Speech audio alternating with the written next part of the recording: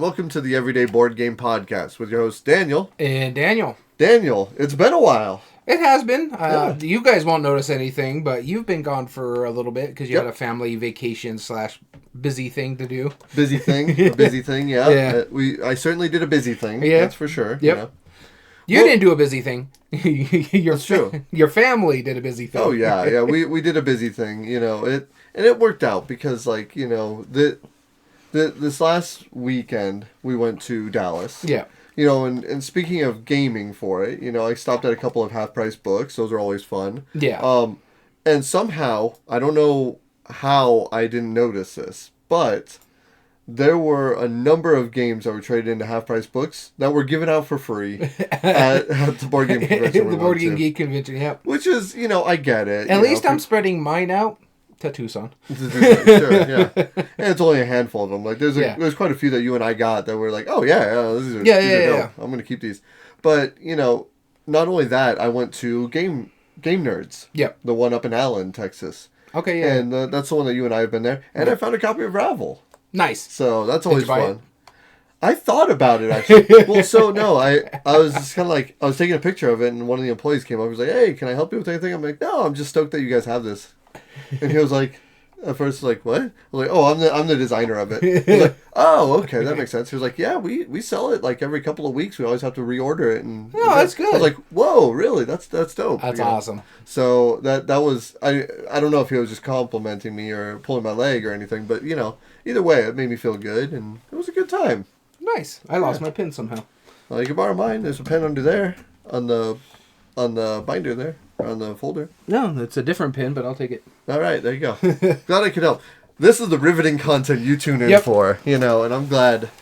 But I have more to talk about that later on. Daniel, how have you been? I've been doing pretty good, honestly. My wife has been home for a few days, for about 5 days now, because the way her schedule was working, it looks like she may be home longer because she was supposed to go to Houston, but they canceled because of the ice storms and stuff like that. So she's like, I don't know what I'm doing. So she may be home a little bit longer. They may put her somewhere else, but we've enjoyed the time. We actually did a lot of shopping, and I was telling her I'm kind of glad we did the shopping on Friday because we went to the outlet mall because we needed to get like new shoes and stuff like that. She needed new work shoes for when she goes up to Michigan when it's cold.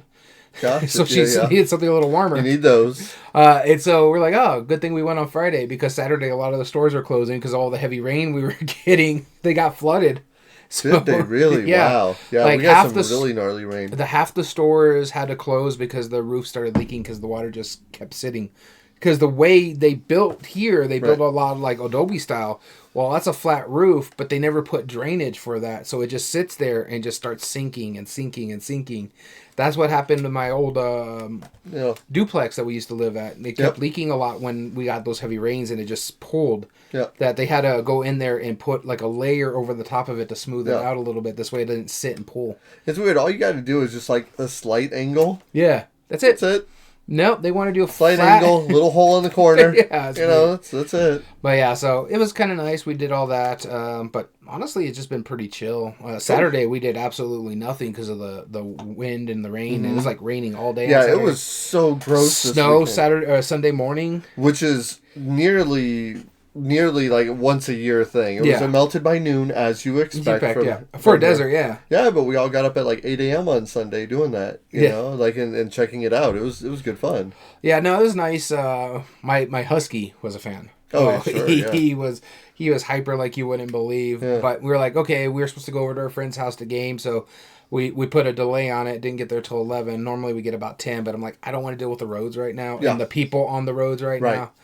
Give it let it warm up a little bit, melt a little bit more before we start moving around. Sure.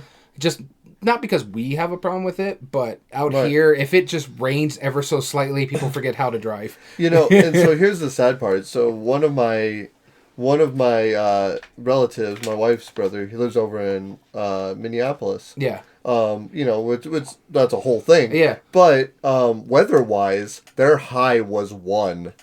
And we're like, and they're still like, yeah, that's really tough. And then ours dipped below 32 degrees overnight, and so they're delaying school for us. Yeah. It's like it's like it's like unless we have minimum 3 feet of snow, then it is what it is. It's wild. It's crazy the difference. Well, it was colder in Chicago than Alaska just this past weekend, and they had some of the coolest imagery. Do you see some of that stuff?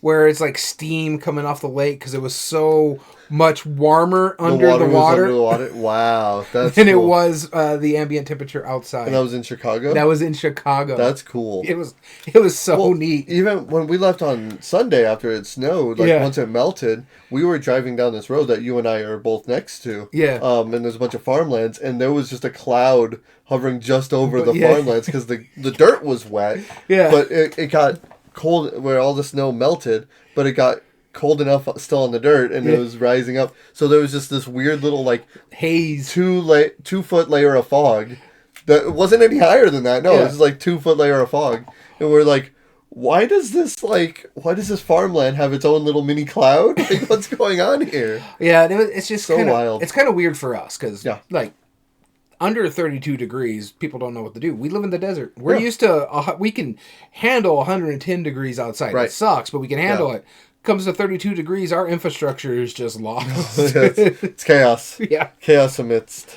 But we have a fun one today. We have a top 8 debate for the month of February, one that we both actually adore a lot of these games, from a company that mainly brings over games. They're almost like the new Rio Grande games for this generation because they bring in some phenomenal games.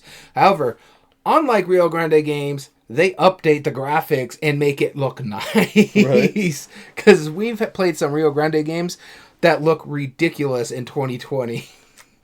Yeah, we have. So what we're talking about is we're doing a top 8 debate of 25th century games. What are your thoughts on this company?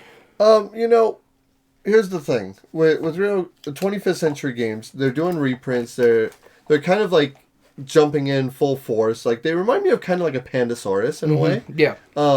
Which is a great thing. Honestly, I mean that as a compliment.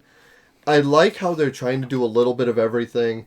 They're clearly not trying to go for a specific niche. They're just trying to be a board game company and make really high quality stuff for it.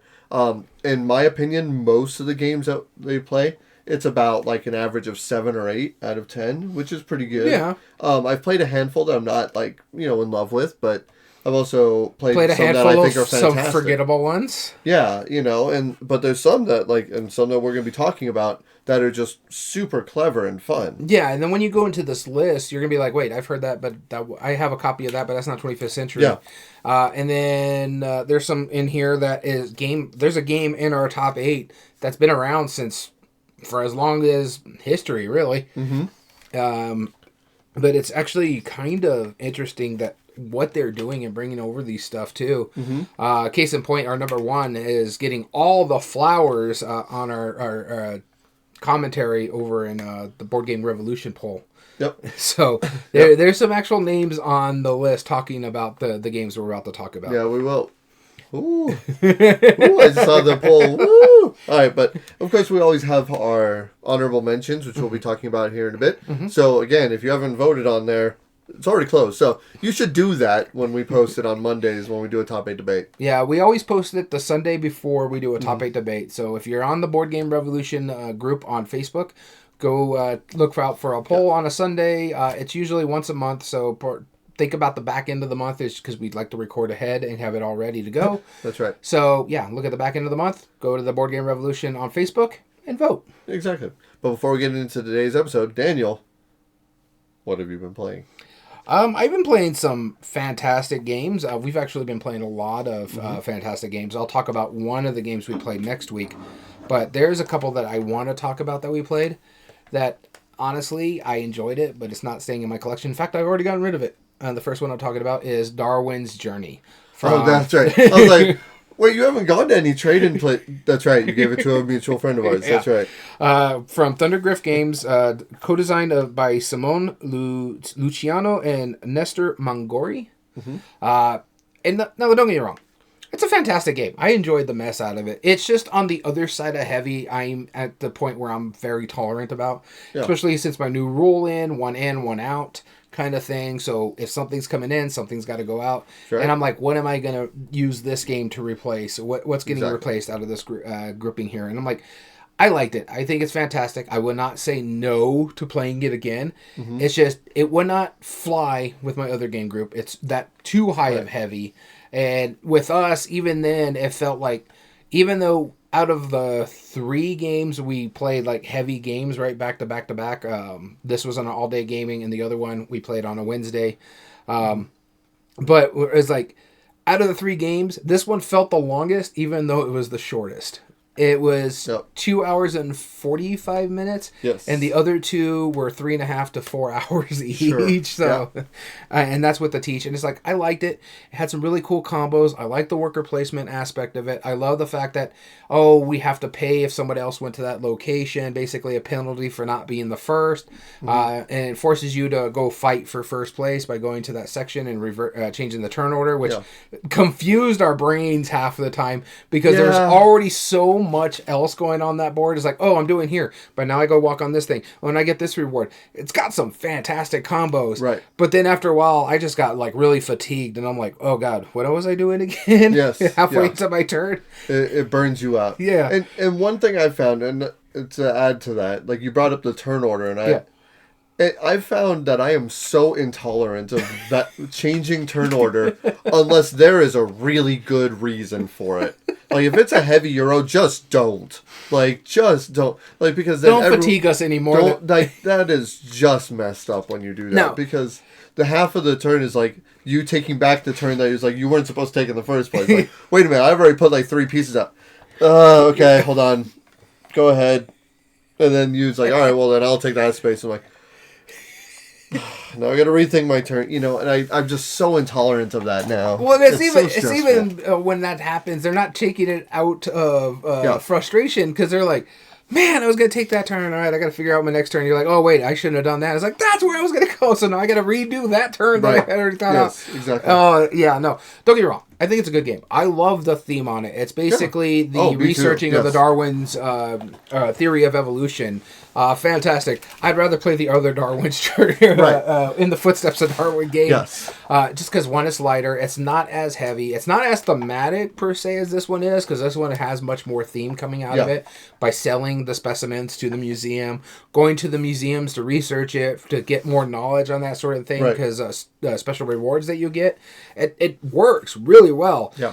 It's just not the kind of heavy style game. I'm more medium light, like hardcore medium style game into the lighter side than some of these meatier, heavier ones. Like Civolution is probably like the heaviest game I own now that I can think of. I believe it. Yeah.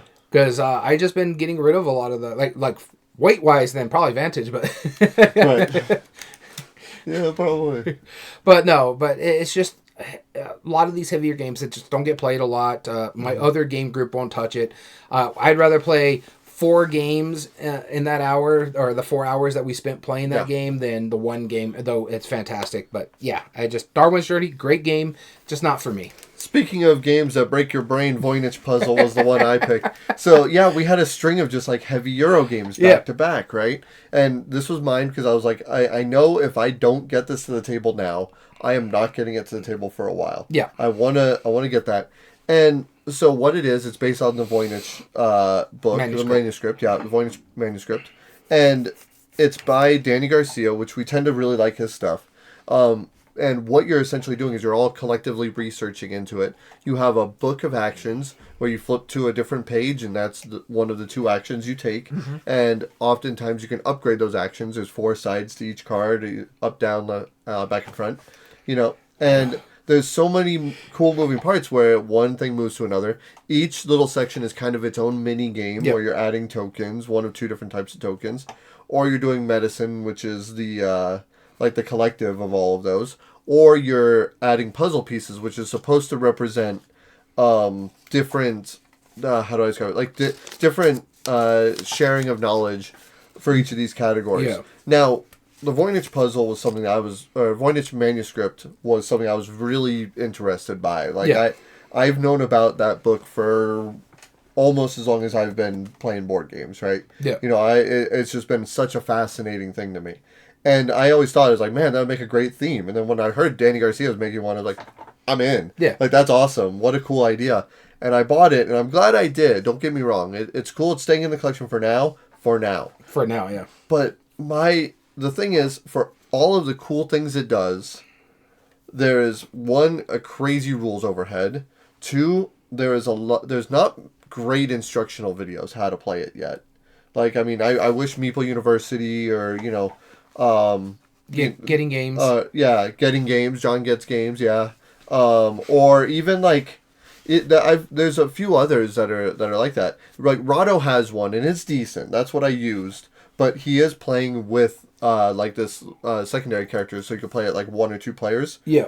And we don't play with dummy players, so I was like, I wish he did it without that. Yeah. And so that was one thing. It wasn't that big of a deal, but that was one of the few that I had to watch a video and read the rule book. And even on top of that, there was just so many, like, this is one of those games that very clearly needed, like, some kind of streamlining. This is what I'm talking about, is, like, there's so many moving parts, which is fine. It's okay. There's a lot of it. But I can't help but think, like, some of the designers... I was listening to a video from Matthew Dunstan, and he just posted it today, actually. And it was saying, it's like, which do you prefer to design? Heavier, complex games or smaller, simpler family games, right? Yeah. And he said, I would love to design the complex games, but my mind just doesn't work that way. I prefer, like, the family, simpler games. And I couldn't help but think, it's like, I almost wonder, if you make a small game, it's easier to develop, there's less moving parts, it makes sense. I almost wonder if some of the designers, I'm not claiming Danny Garcia by any means, but some of the designers that are known for really heavy games, I almost wonder if some of the publishers who play those games go, oh, wow, okay, well, there's so many things going on here, and even though I can't see a strategy, I'm sure there is one. So we're going to go with it, and they actually put less balancing and less development time into it, because I'm sure, since there's so many pieces moving and so many parts going on, yeah, it's probably balanced. There's too much stuff, too many variables to really, truly get in there.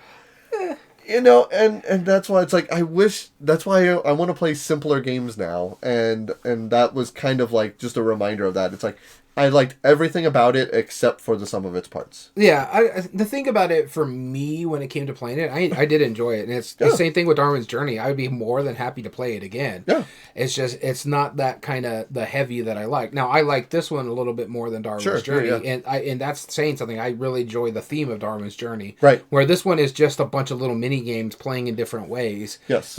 Based on that theme. So Darwin's Journey was more thematic, the voyage puzzle. It actually kept you into there. This one was just me, like, how do I combo this to this and this? And so at one point, it's like, after playing Darwin's Journey, I was like, I am not going to be a jack of all trades, master of none. I'm just going to focus in on a couple things that work for me. And it worked out in my favor in that game by just harping, like, okay, this triggers this, which gives me rewards for this. Okay, these are the 3 things I'm going to work about, and that's all I'm going back. So I only use the very last part of the book, which is that purple area, once or twice the entire game, because I'm like, I'm not going to worry about that. I'm going to just play what I need to do over here. So I concentrated on the writing aspect of it, which allowed me to play in the water aspect of it, which allowed me to play in the dabble a little bit in the plants and dabble a little bit in the sun for I can get points off of those. This way I can upgrade those specific cards, because that's how you're going to get most of your points. Right. And so that's what I just concentrated on. The other issue with these 2 games as well, and the Voynich Puzzle and Darwin's Journey, is the analysis paralysis that both of these can lead to. Oh, yeah. When people are really all about that min-maxing, and I'm just sitting there like, hey, I got 2 more points by doing this. Okay, I'll go for the 2 extra points. Yeah, I could have probably got 4 or 5 more points. I'm like, I'm not going to sit here all day. But I can also work and get minimum wage. Exactly. I'm here to have fun, so I'm like, I could care less about winning the game or not. Right. I just want to see what works and what doesn't. Right. That kind of thing. And that's how I approached it, too. It's like, that's why our friend Dom absolutely destroyed us, is because, like he was trying to min-max it. He was trying to do that. And I was kind of like, that'd be kind of fun if this worked this way. So I'm going to try this. But I mean, like, a perfect example of that components of what I'm saying, like, it needs streamlining, is the fact that every card that you preload into your game, you have to do effectively, like, you get, like, 2 random of each category. And there's even, like, a draft variant or whatever. Like, no, don't, like... way to make your game 5 hours. Yeah, you know? yeah. But then you have mini versions of the same cards that you put in front of you, so that way you can reference the cards that are in your book that are supposed to be this simplification of what it is, but it doesn't even show what the action is on those mini cards. Yep. So it's like... What is the point of those little cards? And then the jigsaw puzzle, like when you put it into the thing, you have to flip it face down. And most of the puzzle pieces don't matter. Hey, Masmo. Most of the pieces don't matter, but the corners did. Yeah. So then suddenly we had to put those face down, and then they didn't quite fit right. Yeah. So it's just like a lot of different things could have been cleaned. It could have been cleaner. Yes. Don't get me wrong. I enjoy Danny Garcia games. In fact, I still want to play Coming of Age. I think that's going to be a good one, even though he does tend to go a little heavier. Mm-hmm. Barcelona is a fantastic game. I love Windmill Valley. Arborita needs a little bit more streamlining, but I'd be happy to play that. I do still own that one. So I've been enjoying Danny Garcia games. Yeah, same. I did enjoy Voynich Puzzle just as well as I did Darwin's Journey, but I don't need to own either of those games. I think I'm thinking like, not only will I probably get rid of Voynich Puzzle eventually, I'm probably also going to get rid of Barcelona now that you have it. Yeah. And I know you liked it better than me. Oh, so. I think Barcelona, as of right now, is my favorite of the Danny Garcia games. Yeah, probably mine too. But yeah, no, I think he's a good designer. I like what he's doing. But sometimes I just don't need something that heavy. Yeah. But Barcelona is the better part of heavy. It's nowhere near how heavy Voynich Puzzle is. I'm giving you a proper heads up. My next pick, we're playing some stupid games. I'm fine with that. And I don't even know which ones. I'm just going to pick some stuff where it's like, we're either going to kill things with dice, or we're going to do something silly, or we're not going to think. Or San Juan right there. Or maybe San Juan. Well, maybe. I don't know. Maybe. But we'll see. I might put that in a photo case, actually. I'm debating it. Oh, okay. I'm like, it would be such a waste of that cover. Here, let's show the viewers real quick. We just got the new San Juan and the new Puerto Rico. But, like, I don't know. Maybe I will. It'd be a waste of the cover. All right, so the last game I'm going to talk about real quick is one that we just recently played as well, not too long ago, on Gamehead Geek's pick. Mm-hmm. I had already ordered this, and it was going to come in, so because I've been wanting to try this one. And I have to say, this is by far the best version of this game I've ever played. And this is Clank Catacombs. Oh, yeah. Okay. By Direwolf and Paul Dinnan. I agree. This is my favorite of all of them. This is the best one. You add that deck building aspect of it where it's a race game still, like the other Clanks, but you're still getting the most points wins if you survive kind of thing. Mm-hmm. But I also like the fact that you're exploring. I love the exploration aspect of it. And then the tiling is like, ooh, how do I want to finagle this puzzle here for me to give the best opportunity to get some good rewards and stuff like that. I enjoyed the mess out of that. I think it is surpassing any of the other. I've played all the Clanks except for Legacy, and this is this is the one that I would go back to play all the time. My biggest issue from the original Clanks was the run and gun style that they changed rules for it and made it a little bit better. I did enjoy my play of Clank in Space. I think it was fine. It wasn't great. But, man, I don't know what was with this one. I think it's mainly the exploration part of it. Yeah, it's the laying down tiles. That's what makes it work. It's like, okay, I'm going to go here. Now let me see what tile I drew up. Okay, I need to go to make sure I can make this where I can go to another tile and get something better, or that kind of thing. Yeah. Where it's like, I need that fixed. Come on, give me something cool, or I can go do something neat. But I also love the fact of the playing of the way the cards play as well works really well. So, yeah. For me, Clank Catacombs, by far the best one. The exploration is good, and I do want to pick up some of the expansions for this one because I really did enjoy the mess out of this.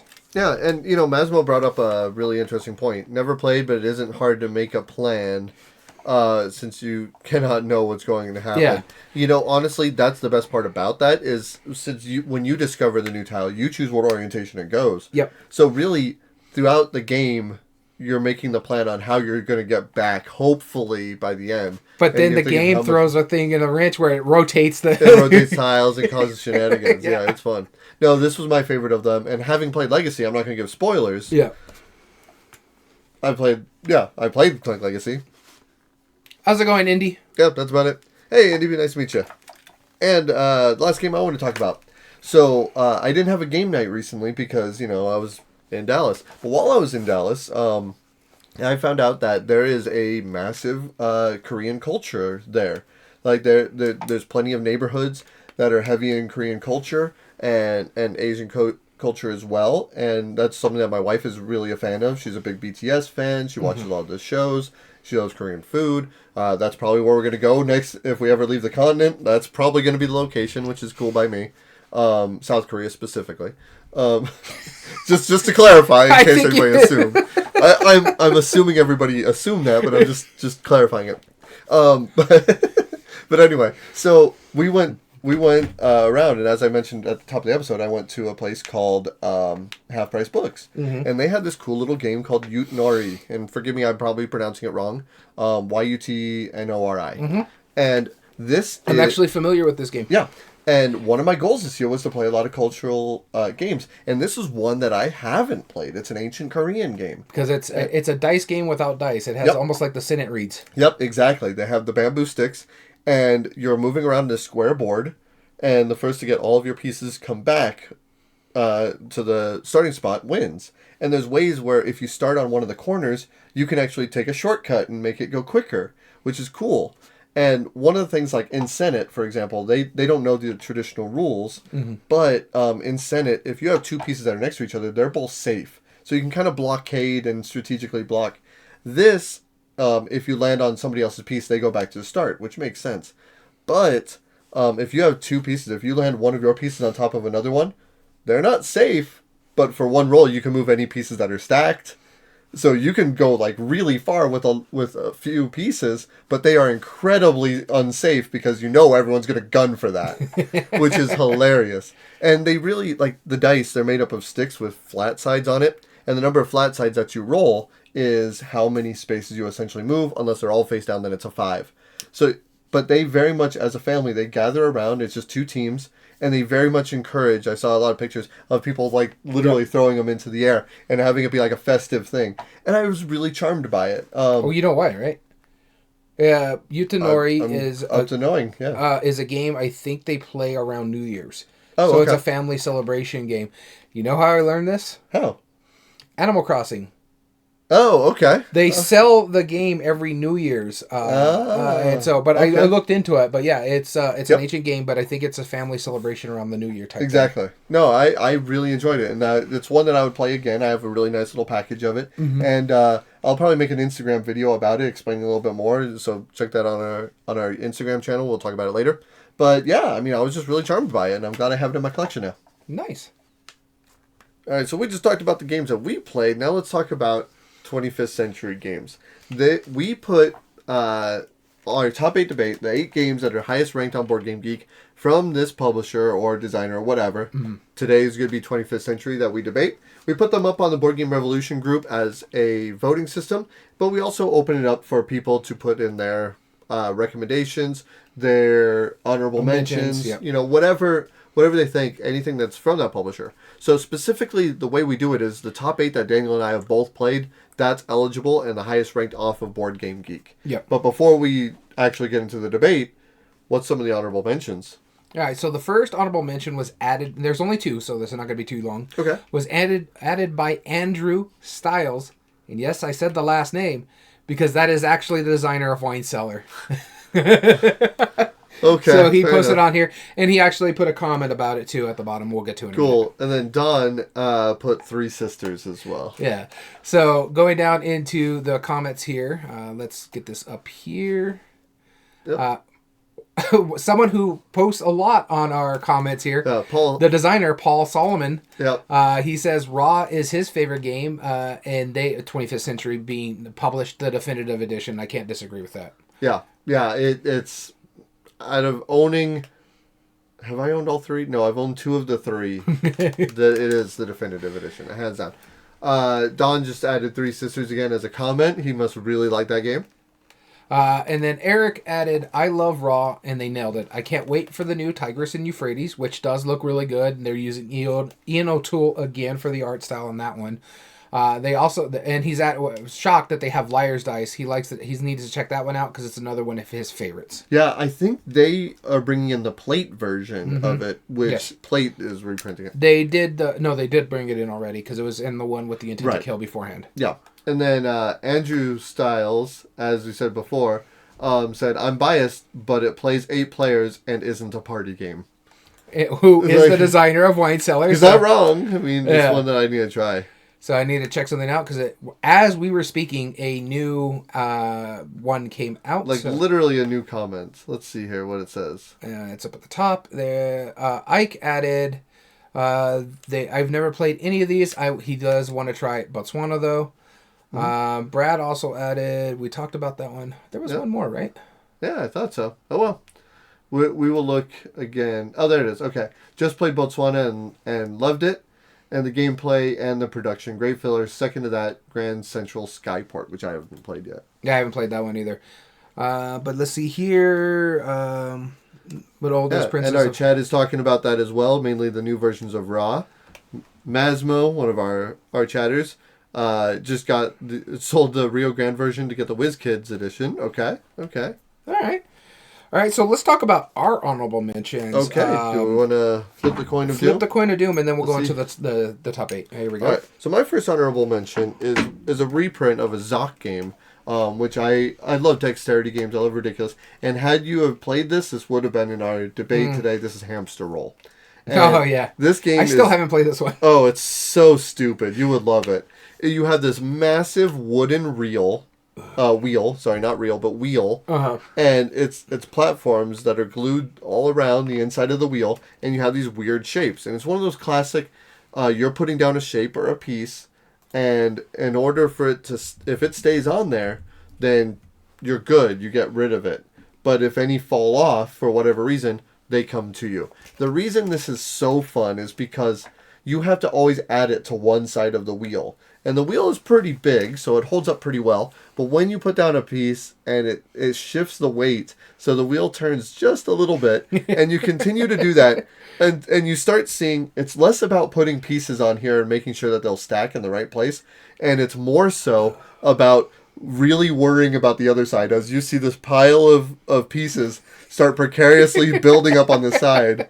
You put a little cylinder on this side and then like half of them dump off.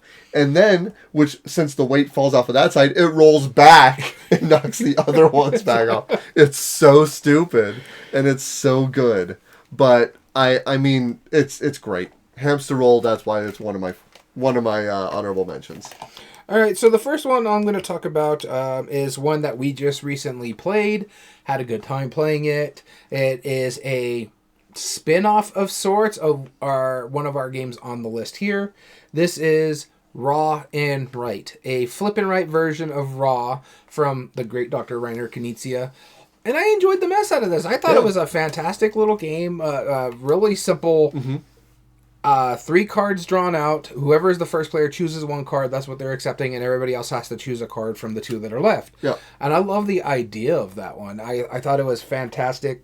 How it worked, it kind of reminded me in a sense of one of my favorite flip and rights, Welcome To, where it's like, ooh, I'm going to use that one, and I'm going to mark this one, which is going to trigger off this one, which is going to just combo off everything we needed to do.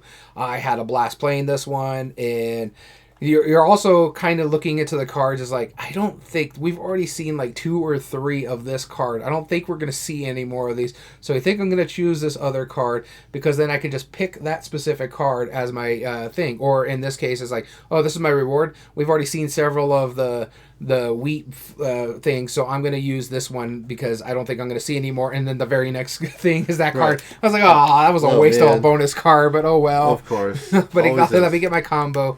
But yeah, no, I enjoyed the mess out of Raw and Right. Cool. My second honorable mention is Ghosts of Candy 2. This was a game originally from Steve Jackson Games, which originally was from somebody else who was trying to fulfill their Kickstarter, the designer. And it's a clever little game. You're just trying to add cards, kind of like Smash Up in a way. Yeah. Where you're sending out your cards and you're trying to get to the point where the kids get spooked. And if you add a card to a kid, you get to take the candy from them. And you're doing that, but if eventually you spook them, you take them as negative points. But the thing is, every time you try to scare a kid before they run away, because you're just trying to take their candy from them, you also get to activate their abilities, and there's all sorts of slew of abilities. Ghosts of Candy 2, while I haven't played the full version of it yet, it takes this, it basically reprints it, and adds like 100 characters or something like that. Just some crazy amount. Nice. And there's just all sorts of silly shenanigans that can happen. And it adds some new kinds of candy, some new abilities, some new ghosts. It's cool. So Ghosts of Candy 2, I can't wait to get it back to the table. All right, the next thing I want to talk about, next game I'm going to talk about, is one that's kind of weird because it was brought over by 25th Century Games. It's a European game that they brought over, but then Queen now produces it in Europe. But it was already a European style game. Okay. And this one is Nova Roma. Oh, okay. Yeah. Which I think is a fantastic game. And in all honesty, I prefer the art of Nova Roma, the 25th Century brought over, compared to the new one that Queen has. I was like, they kind of made it worse. Well, makes sense. Yeah. But what I like about this is the uniqueness of the mechanism on this one is that you're putting out your senator, and based on the cross-section that he's in, kind of think of like a reverse Targi. For every character that's in that row, that's how powerful that is, and you're going to do the cross. So you're going to do this ability or this ability, and depending on how many people are triggered in that space is how powerful it is. So if there's 3 people in that space, then that power, it's going to be power of 3. So you have strength of 3 in that area, and there's 6 little sections, if I remember correctly, on the board. It's been a bit since I played it. Sure. But, oh my god, I enjoyed the mess out of it. You have, like, your chariot racing, or your control of the Senate, or getting resources management kind of thing. And it's just, oh man, it works so well. I need to get back to the table. That's how much I really enjoyed it. I think their version of it is just fantastic. And if you have a chance to get the 25th Century over the Queen, I highly recommend it. Cool. Nova Roma. And the last one I wanted to talk about today is quite simply probably my favorite 25th Century game. And it, like, nobody talks about this. And I love how clever it is. It's a two-stage... you said two-stage. Never mind. I was thinking it was the donut one. Well, that is, yeah. Okay. And the reason I say it's a two-stage game, like, because you are...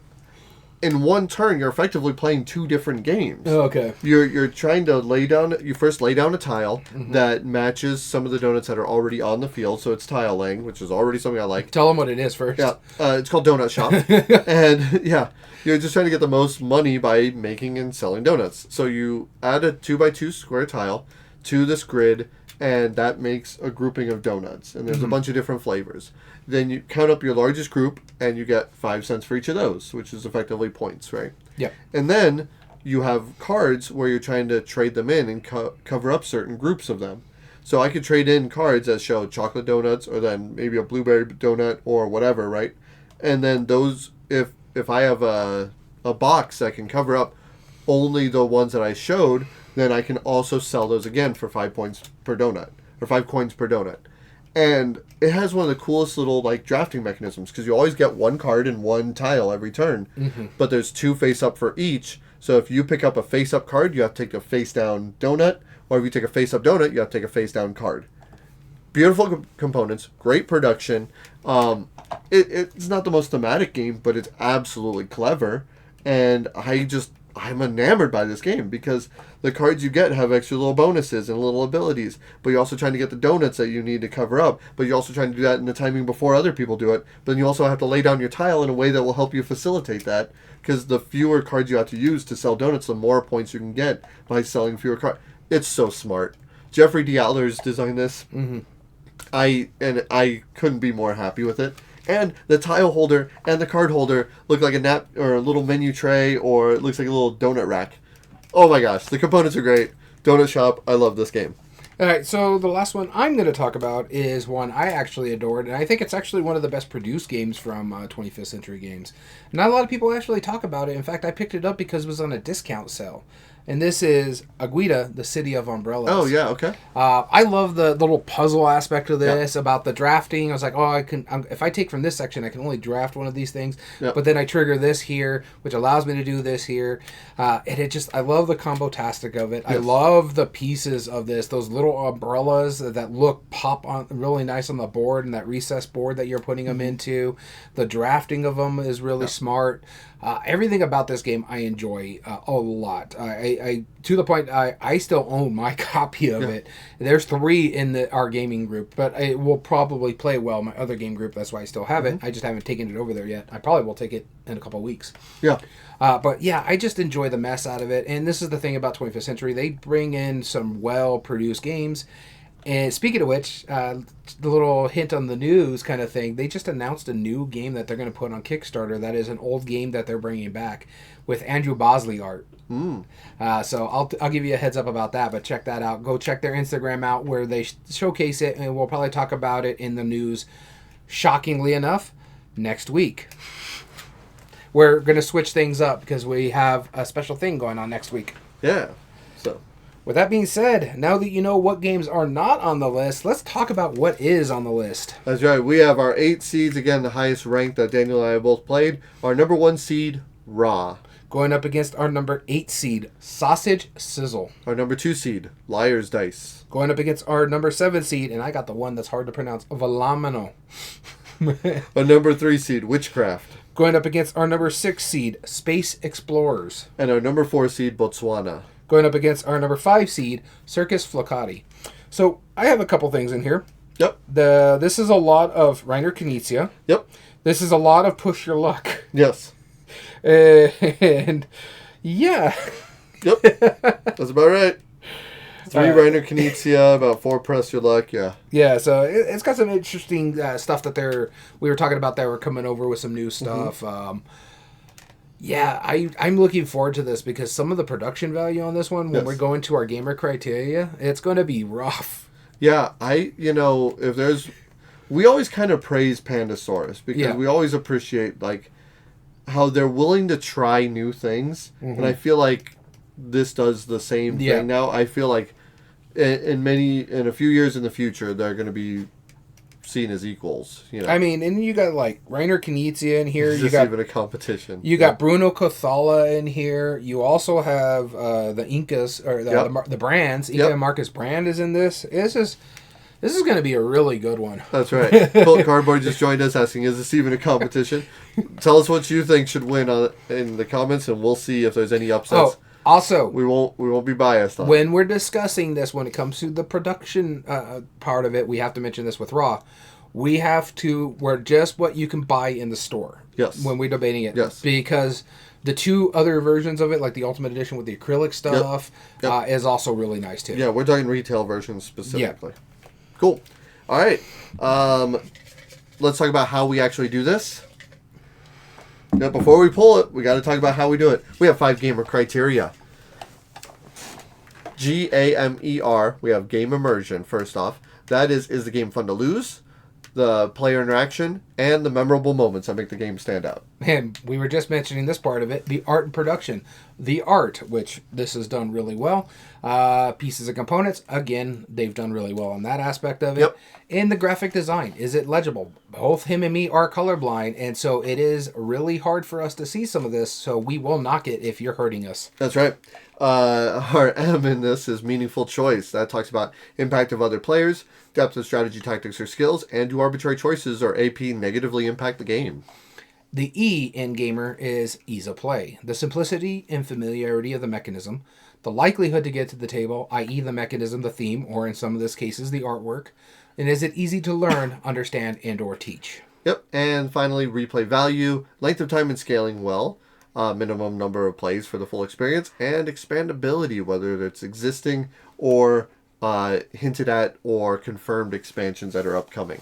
And if all else fails and we can't come up to a consensus of which is the winner, that's why it's important you go to the Board Game Revolution Facebook group and vote on our poll to help us move them on. You are the tiebreaker. That's right. And of course, our chat, we have a very active chat today, which we love.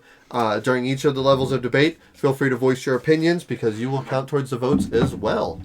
Let's get into our first one. We have our first seed, Raw versus Sausage Sizzle. Here we go. And I'll be starting us off. And you get the Granddaddy Raw. Oh, I thought you were going to say the Granddaddy Sausage Sizzle. All right, so Raw, the biggest the biggest game, one of the most popular ones that are out here. It's been since the 90s that it's been out. Originally from Uber Play, which went defunct, and then it went on to... Which version did you have originally? I had the Wind Rider version, which is the version that Fantasy Flight had a spin-off company that was called Wind Rider, where they were producing Euro games and reprinting. They did like Tigris and Euphrates and another one that I'm forgetting off the top of my head. And like Raw has came out in all these versions, and then they finally announced the 25th Century is going to reprint it, and they had so a lot of the things the Uber Play version kind of coined in that really cartoony look, you know, and while it wasn't the most pretty, it was definitely iconic, and people would recognize that. Like you could see just the Raw symbol, and you would think the game, you know, and it had decent components, but it was very iconic. And then when Wind Rider got it, they made it look much more realistic, and they tried to put more effort into it, but it somehow looked duller. And then so when 25th Century, they went full vibrant, and I think they did a great job of it. With the Ian O'Toole, yeah. Yeah, with the Ian O'Toole, yeah. They made it look like it was true to an Egyptian thing, but it was as vibrant as if, like, ancient Egypt was now. Like, I imagine, like, traveling down, like, it actually pulls out thematic nature of it, because I feel like the vibrant nature of this is something I would see if I was in ancient Egypt at that time. Yeah. I imagine there would be so much more color than I would imagine. What people don't realize historically, because what we see of ancient Egypt now is the plaster, the browns, and stuff like that. Ancient Egypt was very colorful. They knew how to do stuff with artwork, and you could still see paints on the things. They're just kind of faded now. So yeah, it's very vibrant for that experience and that time frame. And it was much more lush and green and stuff. Like now you have picture like the generic desert, the camels, the hill, sand dunes. No, it was pretty lush, right? It was a pretty almost tropical area because it was right there on the river delta. So I mean, there's a lot of cool things about that, and I feel like this really brings you into it. Art and production. Absolutely fantastic. Even the bag that it comes with is good. Big bag, perfect for your hand to fit in. That's really important when you have that many tiles in the game. Great thick pieces. Yep, great thick pieces. Just good overall look. The tiles that you bid with are great. The raw tile that you invoke raw with, those are great. And it's just a classic game. It's bidding, but you only have 3 options. And the thing is, like, yeah, I can put towards my, like, I might have 2 really expensive tiles, like the 11 and 12, and then a 3, but if you outbid my 3, I have to do an 11 or 12? That's massive! Yeah. I don't know if that's worth it. Like, if you're sitting on 5, if I just want to stay in the auction, I'm like, man, this has gotta be worth it for me to throw that big old giant tile in there. And the tiles that I throw in the middle... Which is everybody's trying to get you to do. Right! And the tile that you bid with, if you do end up bidding with it, then whoever wins the next auction gets that tile. Yeah. Like, oh my gosh, that's so clever, right? So they're paying attention to what you're doing because they're like, wait a minute. If I up his bid, I really know he wants that thing, so he can throw that 11 in there. Exactly. Yeah, and plus they incorporated the flooding of the Nile too. Yep. Everything is timing, as Masmo says. And I couldn't agree more. This is less about a bidding game. It is a bidding game, but it's more about press your luck. It's like, do I bid right now and have the advantage, or do I press my luck hoping that there's something more that'll come up? But if I pull something really good out of there, then you might go for it before I get a chance to. Because there's just so much thought and such a simple rule set. I can't see Ron not moving on right now. Well, for such a simple rule set, Sausage Sizzle is a really simple one. Right. You're basically... Which, don't get me wrong, I really do like Sausage Sizzle a lot. It's basically a push your luck dice game where you're trying to eat certain amount of foods. I can't remember exactly what it is, but you don't want to bust or else you don't get anything kind of thing. You think Yahtzee and stuff like that. The art design is fantastic. It really invokes like a cartoony barbecue kind of style with the animals and stuff like that. It's a fun game. I like Sausage Sizzle a lot. Yeah. And the only thing it will really give Raw a run for its money is art and production because I like those dice. Those dice are really good. Yeah, the hot dog dice and it's a smart game. I have a blast playing it. I still own it. It's on the little shelf over there. Yeah, it gets played. It's fantastic. But Raw, and I will say this about Raw. I did not enjoy Raw. So Sausage Sizzle plays better with the player counts than Raw does. I do not play Raw at 2 players. I refuse to. Right. We had that whole discussion about it too. I was very hesitant playing Raw again when Geek brought it over, the new version of it, just for the simple fact I didn't have a good time playing the first time. Right. Plus, the first time was the one that you had was so uncolorblind friendly. They fixed that in this 25th Century did it, knocked it out of the park. As much as I like Sausage Sizzle, I can't see Raw not moving on. Yep. All right. So, shall we call it? Yep. All right. Raw moves on. No, we're going to take this to the gamer. We're going to break it down now, y'all. All right. So, there we go. The Raw moves on. And possibly the most predicted outcome in this bracket. I mean, again, like one of my favorite things about Sausage Sizzle, and I wanted to say one thing about it real quick before we send it to the pasture, or before the sausage expires. When you roll hot dogs, so you're going to score your lowest number. And when you roll hot dogs, they're effectively 0. But if you get all hot dogs, that's a Sausage Sizzle, and it becomes 7 times. Yeah. It's a 7 multiplier. And there's something so fun about that. This art, Marcus and Inca brand that designed it. And so you only do 5 scoring, but there's sometimes you could pull up some massive upsets. It's so fun. It's such a good game, but it just happened to go with Raw. In fact, when there was a reason why we had to switch this out. Sausage Sizzle was not the 8 seed; it was the 7 seed, but got pushed out because one of the games we just recently played. Right. All right, let's move on to the next round, which is Liar's Dice versus Volumino. Are you ready? You got to flip the coin. Yeah, let me move my expensive ring to the other hand. All right, I'm starting us off. And you get Volumino. Okay, Volumino. This is a shedding game, and if you don't know us in the podcast, Daniel and I really, really like shedding games. Oh yeah. Like there's something about ladder climbing and let's see. Games. I got Scout there. Yeah. Jungo back there. Yeah. I mean, I like trick taking games. I love shedding games. Shedding games are fantastic. So fun. Yeah. So, Volumino is one of those shedding games. It's a Bruno Cathala game, and basically all you're trying to do is be the first to get rid of cards from your hand, and you can play cards from your hand so long as they beat the previous amounts. So if you play like a 5, I have to play a 6 or higher. Now there's ways to play multiple cards, and that's if you have duplicates of them, they get added together, right? Simple enough.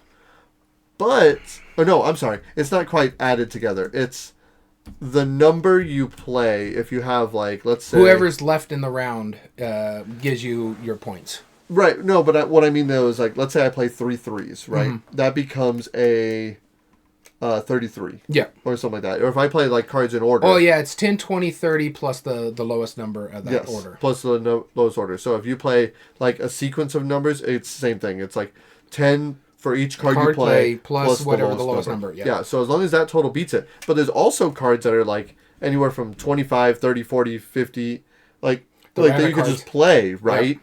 And they're just by themselves. So yeah, there's a chance that you might be able to play like a 5 of a kind and beat it, but you have to play a 5 of a kind to beat a 50. It's wild. It shouldn't work. and once you defeat once you play the highest card, then you chuck it and you play a new one, right? And it's just so clever how it ends up working. I like it a lot. Volumino, very underdog game. I think the only reason it's ranked lower is because less people know about it. And here's the thing I will say about Volumino too, which don't really see this a lot. The 2-player variant is fantastic. Yeah, it puts a whole other choice level for you as well. Yep. And I've never seen another game do that for the 2-player. So, yeah, no, I give you that. Fantastic. One of my honorable mentions was almost Oh My Brains, which is a very similar flavor to this. Yeah. So, yeah. All right, so I get to argue for Liar's Dice, which, if everybody knows, I'm not a huge fan of bluffing games. But I do enjoy what this is trying to do. If you're familiar, there's different variations of it. It's called Perudo at one point in time. It's a game that came from the 1800s, if not even before that. A lot of people are familiar with it as Pirate's Dice as well. And it's basically just a bluffing game. Everybody's just throwing dice on the table and outside of a cup, and you're trying to, like, outbid the other person. And you're looking at what you have over there, and you're like, I think there's 4 4s on the table, and someone's trying to outbid, saying, okay, I think there's going to be more of these on the table. And you're just trying until someone calls you out. And if you're successful, then hey, you win that round. You get your points. I forget how the point scoring works, but Sure. But if you're wrong, yeah, then you're out for the round, and they do it all over again. Yep. So it's quick, simple. It's a fantastic early version of a party game. I used to... Oh, you just lose a die. Okay, thank you. It's been a while since I played it. I haven't played it since, I don't know, 2016, 17, somewhere around there. But yeah, and so there's less dice for you to keep going. Right. But it's a good party game. I remember playing this at a friend's house, and he was throwing a pirate-themed birthday party. And so that's the first time I got introduced to it, and that's when we were playing it. I'm not a huge bluffing fan, but I can understand why people really do enjoy this game. It is an enjoyable game for those that like this kind of style. So, again, I always say this. If you like playing poker and the bluffing aspect and trying to beat what other people are trying to do, this is a perfect game for you to try with dice. I think it's a fantastic version of dice poker in a sense where you're trying to bluff the other people. Do I like this more than Volonimo? No, I think Volonimo is just a little bit more strategic. Yeah. You're basically, you're not playing the game, you're playing the other players. That's the same reason I'm not a huge poker fan either. Sure. I don't mind playing poker, and I get poker. I prefer playing blackjack because I'd rather play competitively rather than bluffing wise. It's like, oh, I'm sitting on 2 pair, but I think I can bluff you out of your straight over here. Sure. That kind of thing. So I think it's a fantastic game. I think the other game could go on because for me, I think the main one, Liar's Dice wins, is game immersion because of that party aspect of it. There's a lot more player interaction in that one. There's a lot more talking and bluffing each other and joking around, trying to call people out and trying to figure out is this the time. But meaningful choice, unless you're really good at bluffing, then you're not really having a lot of choice, especially when you're just sitting there like, oh God, what do I call out? That kind of thing. And just trying to be the church mouse in the background, minding your own business, not getting buffed out and stuff like that. So I agree. Bluffing games are better when some people are having fun with the social aspect of it, rather than just a straight game night. And the big thing that Liar's Dice has over other bluffing games is like in poker or whatever, like you're betting on just what you have. Yeah. So it's not that's one thing that I don't like as much about poker and stuff like that, is that if you're basically bidding on what you have, and I have no control over that, you have no way to do that. And now, even though I don't have control over Liar's Dice, I'm bidding on what everyone has collectively, which is different. It's very different. I might say, okay, well, I think, out of these 20 dice, I think there's, probably 12 fives, honestly. Yeah.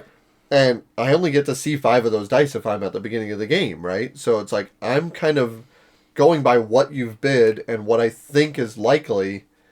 And so it's interesting on that dichotomy of it, is that you're not so much bluffing like, oh, I'm trying to hide what I have. Yeah. Or like I could act like I have something totally different. You're just trying to play the odds. What are we looking at? Like, I don't think it is at that point. And then you call them on it, and then you're proven wrong, and it's hilarious. Yeah. That's why I think this justifies it better than other bidding games. Oh, no, I don't disagree. It's just... which one do you think moves on? Yeah, it's more press your luck in that aspect. I'm okay breaking it down, but I think if I had to guess, it's probably Liar's Dice. Yeah, I think so too. Because you're right, game immersion, there is the memorable moments. It's fantastic. Especially when someone calls you out and it turns out you were right the whole time. The trash talking at that table. Oh, exactly. No. Art and production, I mean, specifically the 25th century version of Liar's Dice, it's fine. Yeah. I think it has like weird little cone things. I was going to say it's the stupid cone things. But here's the thing. Volomino does 2 things that I really don't like, production-wise. Like, the game itself is fine. The card stock is good. Art's fine. Mm-hmm. It's good. One, it's a deck of cards in a big old long box. And that's a half-lid box. Why? What benefit is that to not have it just be a normal tuck box? To put it in a photo case box. That's Yeah, right. exactly. That's the so you benefit. can throw that box away. Right, I paid extra for this cardboard. Well, you know what I do with the box? Make it a halfway box. No. I store it in the closet over here, and I use it for gift box to hide shapes that I give my wife. Oh, there you go. That's fair. No, I just like it's so unnecessary. I don't like that part about the production. Art style is really nice, though. I like the art. Sure, yeah, the art is fun. It's a really fun little thing. I don't. For me personally, I think this is the one that it wins. Yeah, the box sucks and stuff like that, but that's what I'm not knocking it for. I'm talking about the cardstock's great, the artwork's great, it's legible, you can read it. The rule book is actually digestible. Right. Which, don't get me wrong, I haven't played with the cones yet, but they don't look fun to play with. I haven't played with the cones, but I've looked at those cones because there's another plate game that has those cones, and I'm like, no. I was kind of looking at it when you were off doing something at the Board Game Geek Con. Oh, okay. Because someone was looking at it, I'm like, can I just look at this real quick? And I'm like, yeah, sure. And so, no. I'm like, no. Just not a fan. Okay, so we'll knock that for our production. Okay, that's fair. That goes to Volumino. Meaningful choice. That's tough, right? It's tough because there's a lot more choice, per se, in Volumino. There's just a lot more of your choice is basically how well you can play the other players in Liar's Dice. And how well you can determine the odds. And what you know versus them. Yeah, so I don't want to play with a math whiz in that game, let me tell you. Sure. I mean, like, people with those levels of skills might beat it. So I think Meaningful Choice goes to Liar's Dice then. Yeah. Personally. Just because of that. Because you kind of said it, right? You wouldn't want to play with, like, a math whiz there. Yeah. That means that they're able to it gets that, where the shedding game has more impact on other players. You're basically just bluffing and playing your odds. The skill is in Liar's Dice. I still think Meaningful Choice is Volumino because, like, the arbitrary choices, you get that person that's just sitting there and like, oh, what am I going to call out kind of thing. That it leads to the AP. There is one really bad part about the Meaningful Choice is that as you lose dice, if you do a really bad first few rounds and you lose a bunch of dice, then you have a distinct disadvantage later in the game. Yeah. And there's a point where it's like, well, I mean, I pretty much, if I have 2 dice and everyone else still has 5, I'm pretty much out. You know, why play 2 more rounds? Yeah, so that's why I think Volumino still gets Meaningful Choice for me. Yeah, that's fair. Okay, that's fine. But here's the thing: Liar's Dice wins ease of play because yes, it does, and replay value. That's Liar's Dice because it holds more, it goes faster. The only thing it doesn't have is the expandability, but neither does Volumino. Yep. So Liar's Dice moves on.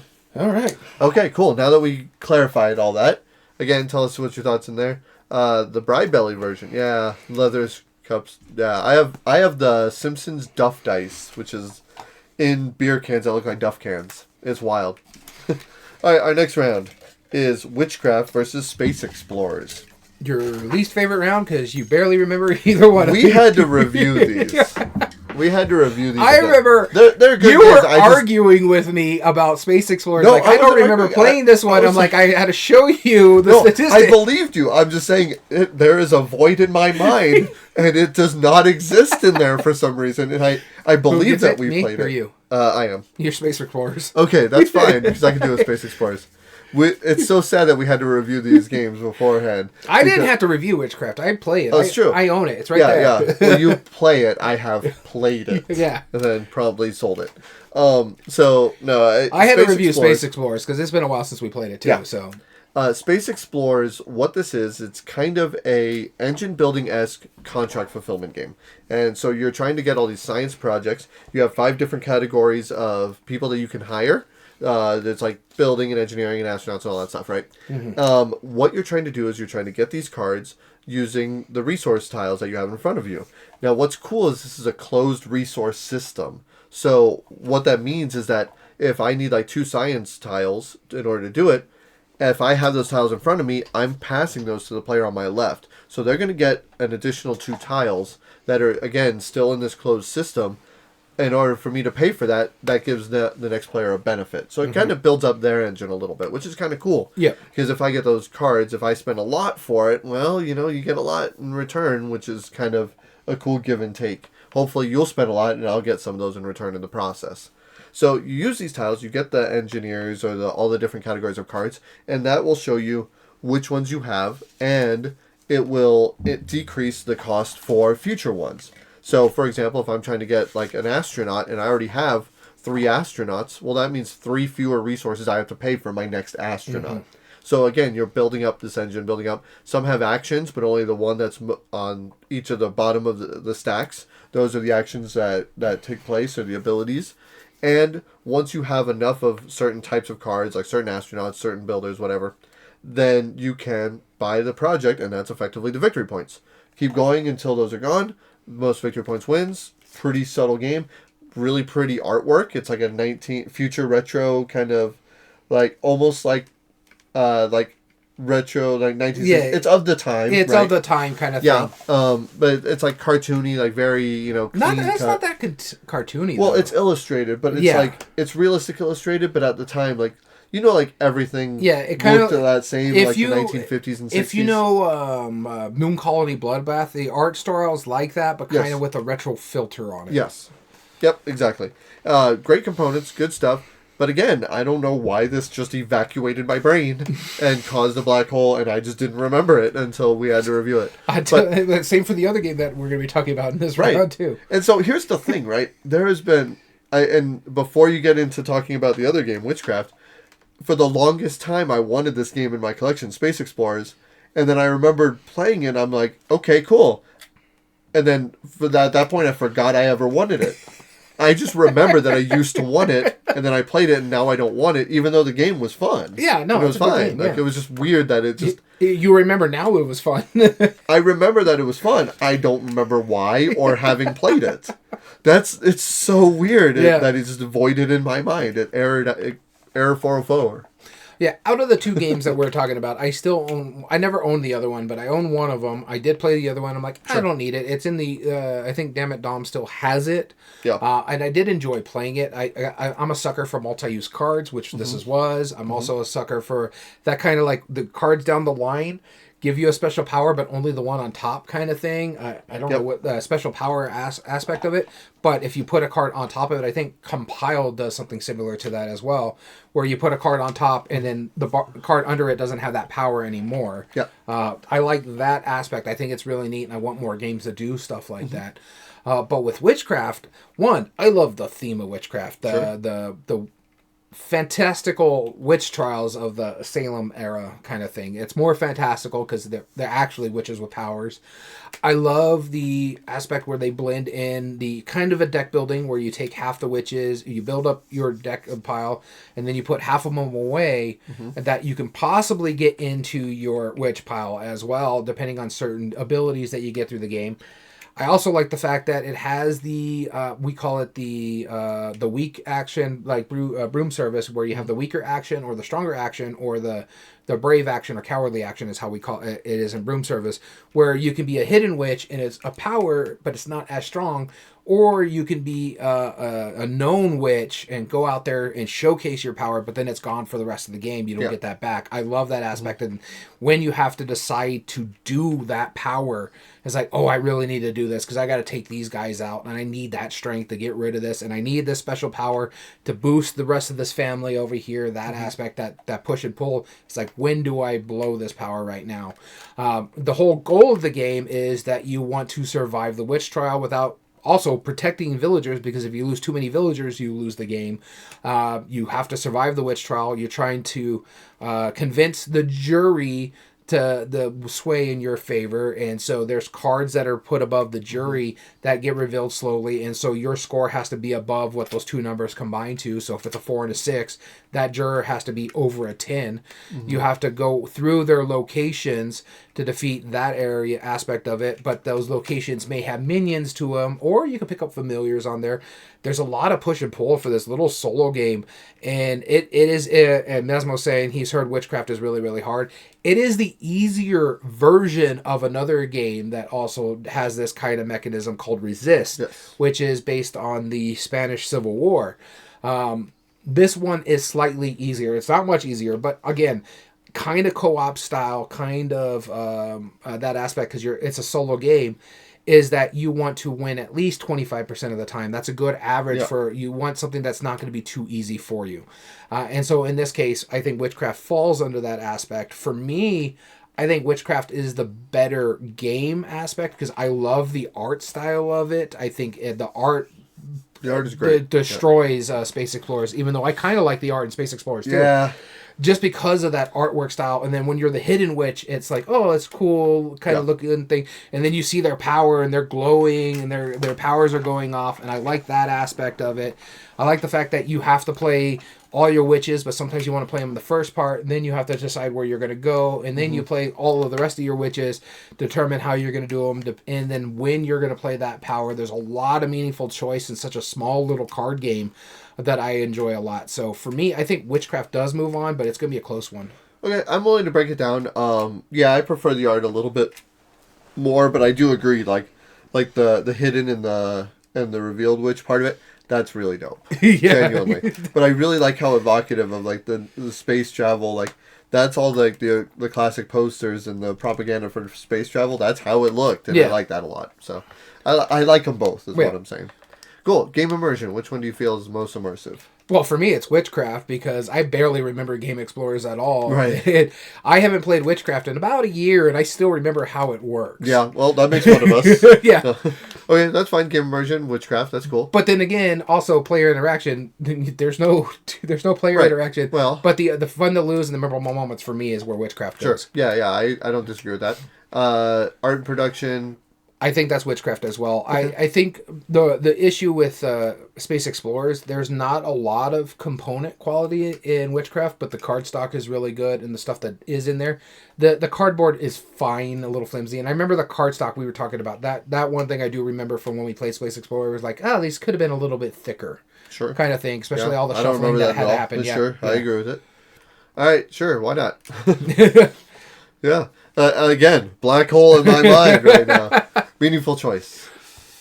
I think that's Space Explorers. I think it is too, for the simple fact of when you're using. Well, not just that, when you're using those. The resources, the resources, closed auction. Yeah. And then again, if you discard a card, I didn't say that at the overview, but when you discard a card from your hand, that becomes a card that's available for others, but you can use those as any two resources. But then you're adding to the pool that the next player can potentially get as well. But I also didn't mention the fact that in Witchcraft, when you can lose the game in two ways. You lose your trial, or if you lose enough villagers.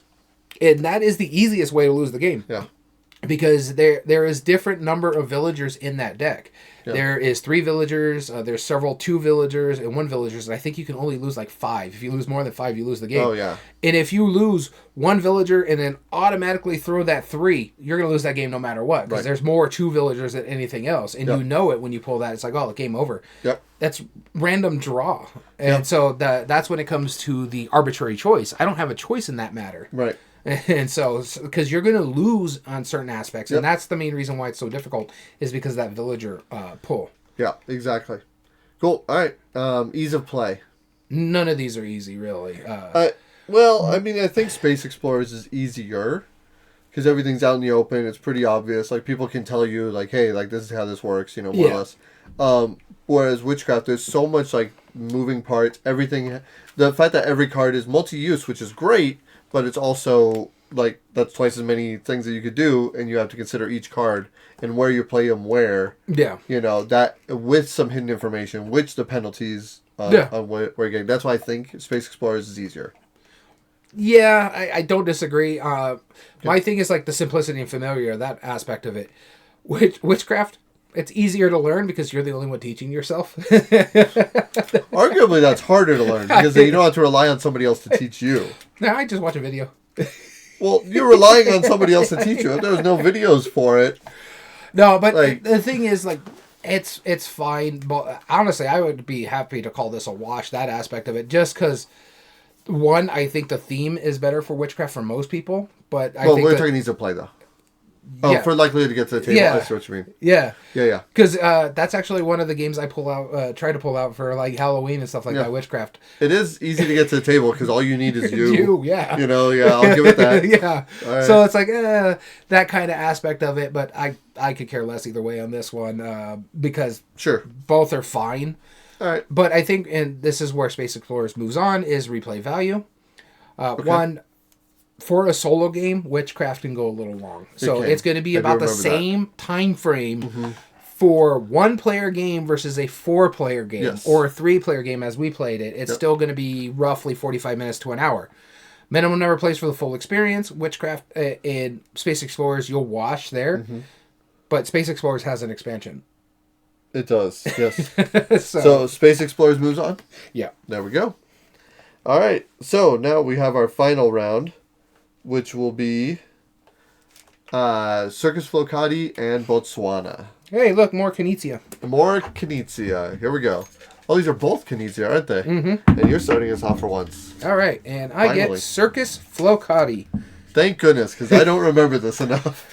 I remember it quite well, actually, because we talked about it. It's a push your luck game. Right. So what you're doing is you're trying to get sets of cards. Mm-hmm. You're pushing your luck by pulling cards off the top of a deck, but you don't want the same number. And it is such a blast playing it. I love the 25th century version of it because because speaking of half price books, I picked up the other version of it, which was Holy Grail games, if I remember correctly, with the weird flea photorealistic art. I love that art. It's so awesome. It's disgusting and also very hard to read because of the color blindness. Circus Flocati, based off 25th century games, did a fantastic job. Yeah, the surreal art of it is gone, and it's more cartoony art, and it is little circus animals and stuff like that. Works great, and they make it so much easier because you can actually see, okay, that's the blue, okay, that's the purple, because they put shapes on it as well. The push your luck aspect of it is fun. You're trying to get like certain sets because you're going to score based on groupings. And so I think it's like a lower grouping. The lowest number of that grouping is what your score is. And most points at the end of the game wins. I enjoy it. I think it's fantastic. But out of these two games, there's one I would rather play more just because how does this work as well as it does in the shenanigans of it? But yeah, I do enjoy Circus Flocati. I think the 25th century version of it is the best version of it right now because of the colorblind friendliness of it. Because the Holy Grail game one, man, I liked it. I thought it was fantastic. Scared the bejesus out of me.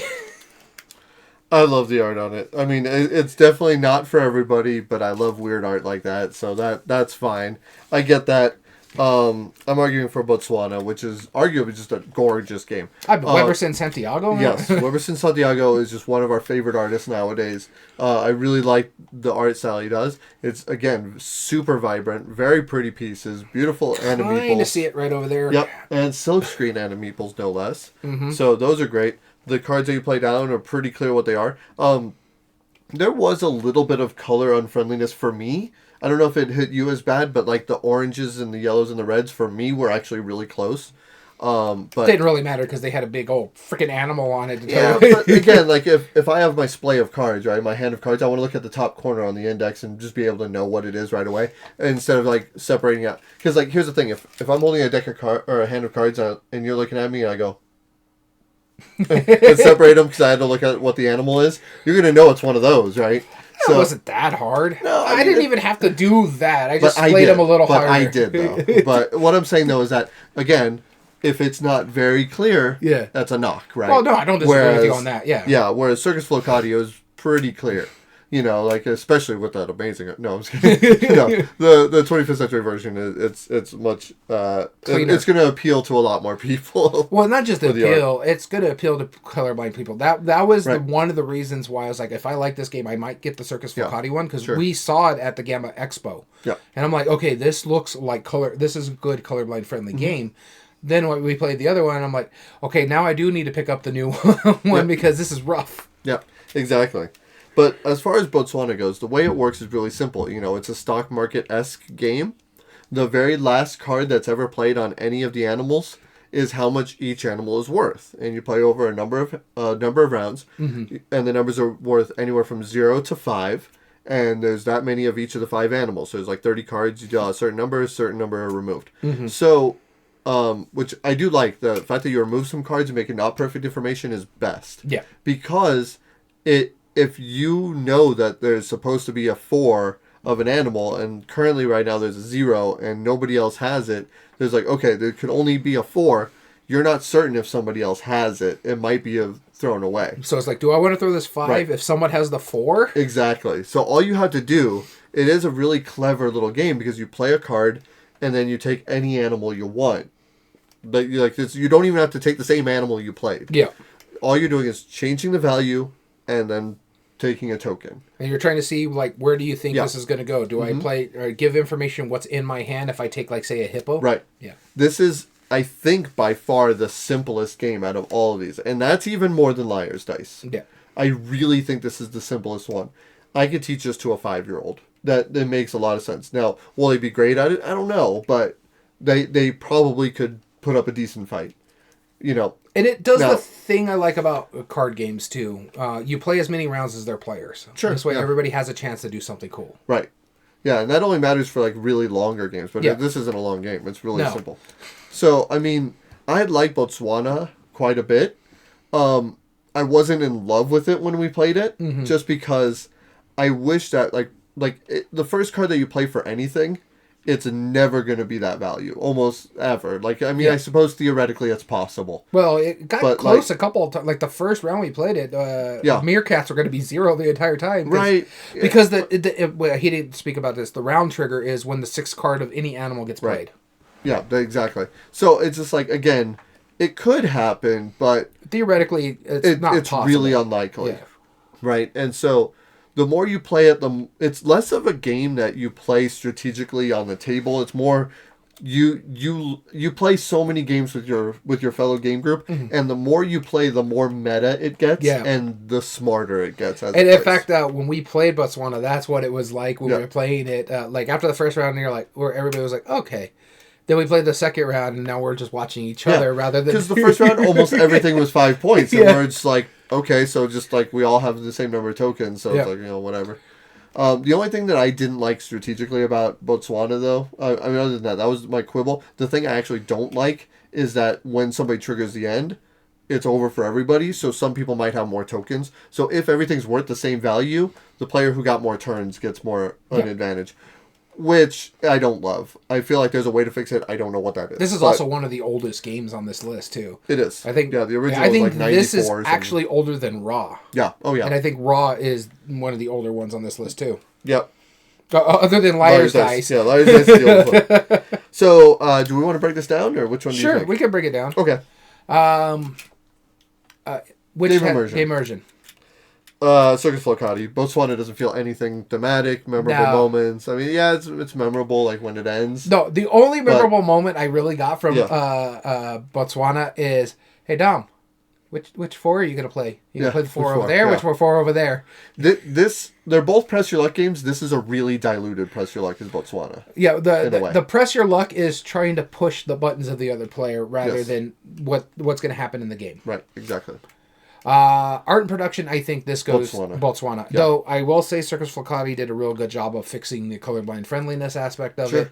But man, that Weberson Santiago art is just gorgeous. Yeah, it's pretty top tier for us. Ease of play, Botswana. Wait. Oh wait, no, sorry, meaningful choice. I skipped it. You scrolled down right as you scrolled. I had my eye right here, and then it scrolled down. Yeah. That's I had my eye aimed, and I said what I said when I got to it. Meaningful choice. What do you think? To be truthfully honest, I think the most memorable choice for me, or meaningful choice, is Botswana, just because of the way you're playing off the other players, too. I agree. And ease of play is Botswana as well. So, Botswana moves on. All right. So that is it for the quarterfinals. And that we have now 4 games that move on, which was Raw, Liar's Dice, Botswana, and Space Explorers. Daniel, tell us, the listeners who voted for this on the Board Game Revolution group, how many votes did they give to each of the ones that were eliminated? All right, so the number 1 elimination was Sausage Sizzle. It only had 1% of the vote. The next game eliminated was Valanimo, which had 2% of the vote. Next up was Witchcraft, which was one of our better vote getters with 8% of the vote. And then finally, Circus Flocati also had 2% of the vote. With that being said, we're going into some interesting matchups here. Our number 1 seed, Raw, going up against our 6th seed, Space Explorers. And the number 2 seed Liar's Dice going up against the 4 seed Botswana. That's right. So pick your favorites in there. Masmo said poor games that will be against Raw. Yep. I mean, it's even Reiner Knizia says that's one of his best games. Yeah. So here we go. Starting off with you, sir. All right. Raw versus Space Explorers. I hope I get the good one. Huh. I got Raw, so. Say what you will about Space Explorers.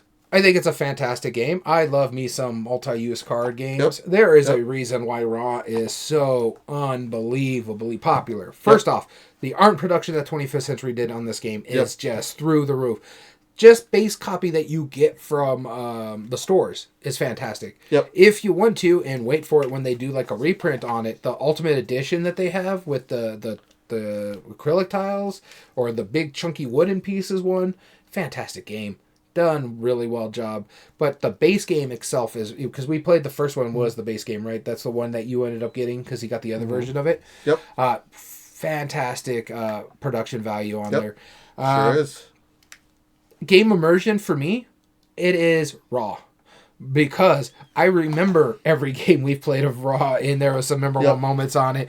Whereas I like the multi-use cards of Space Explorer because that's all I kind of remembered from it. I think Meaningful Choice went to Space Explorers. I like what Raw does, but I love the Meaningful Choice in Space Explorers. I think because of the way the multi-use cards, do I use these tokens now? I think that's great. But everything else I think is Raw. Ease of play. Maybe the replay value goes to Space Explorers, but I could play the length of time and scaling well with Raw. Plays way shorter than our 3-player game of Space Explorers did. So for me, I think Raw moves on. I think there is a reason why it's as popular as it is. There is a reason why it's a lot of people's favorite games of all time. So Raw. Mm-hmm. Yeah. I have to argue for Space Explorers.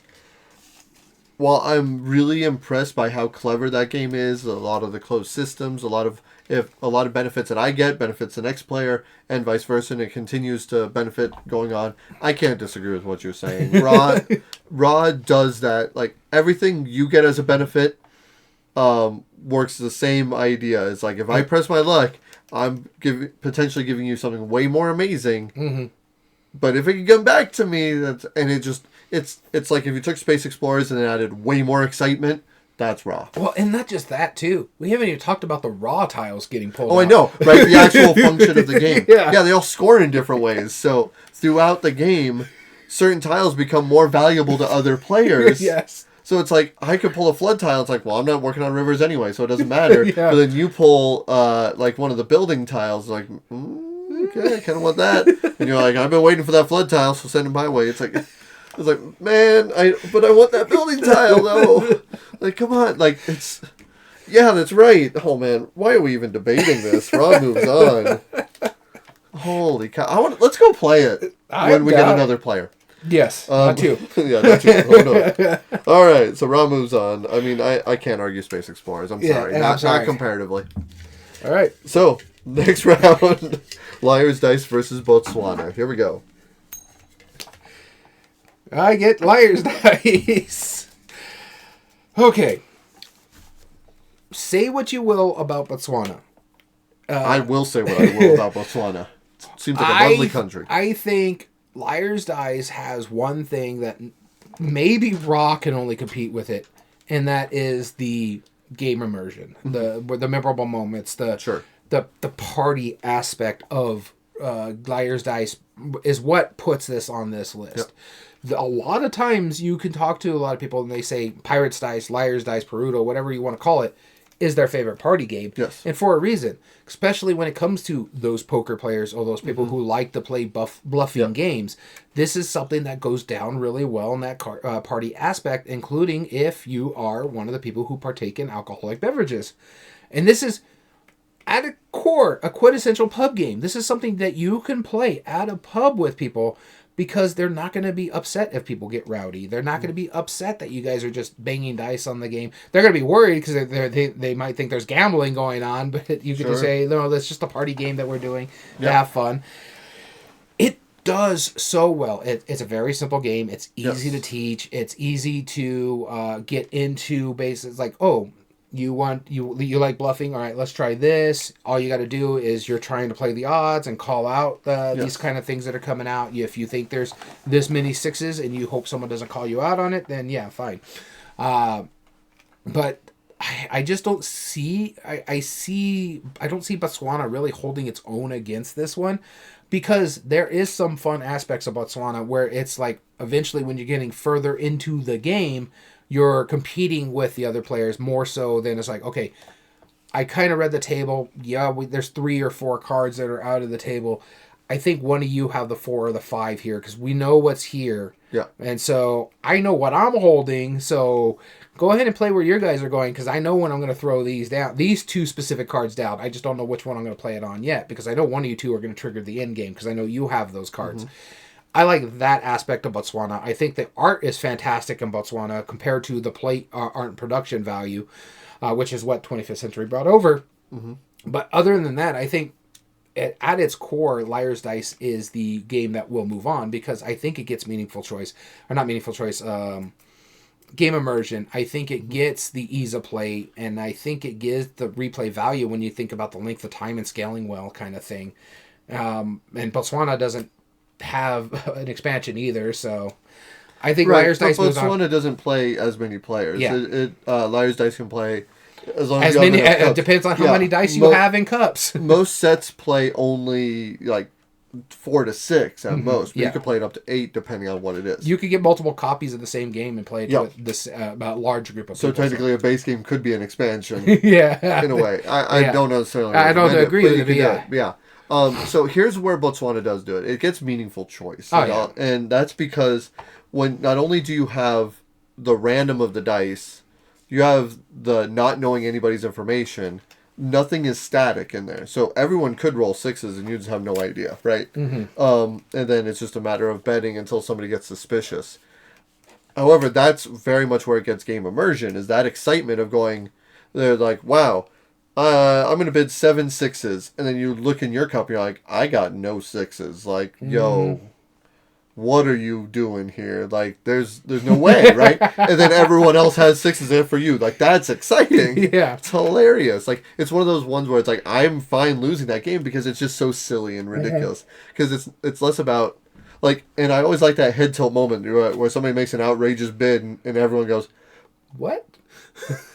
And then you're looking at them like, how many do you have? It's like, did you put extra dice in there? Like, what are you doing? I don't think we have that many between us. Did you roll a Yahtzee under there? We don't know. Exactly. It's like, like I got a 7 somehow, and I don't know how.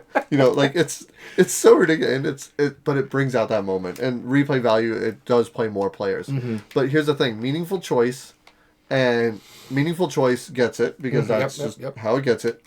And again, ease of play, I think, actually would go to Botswana. It's simpler. You play a card, take a token.